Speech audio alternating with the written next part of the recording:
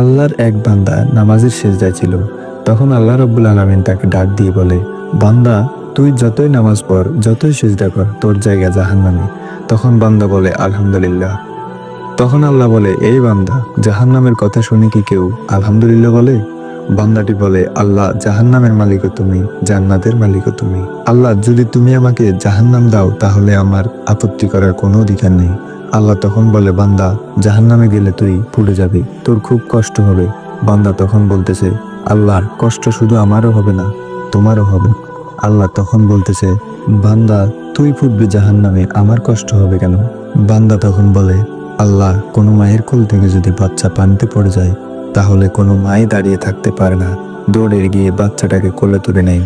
আমার বিশ্বাস ওই মায়ের চেয়ে তোমার দয়া বেশি। আমাকে জাহান্নাম দিলে তুমি আল্লাহ শান্তি পাবে না। আল্লাহ বলে, বান্দা, এই দলিল তুই কই পেলি? বান্দা তখন বলে, আল্লাহ, আমাদের জাতির পিতা ইব্রাহিম আলাইহিস সালাম তোমার প্রেম নিয়ে যখন নমরুদের আগুনে পড়ে গেল, তার আগেই তুমি বলে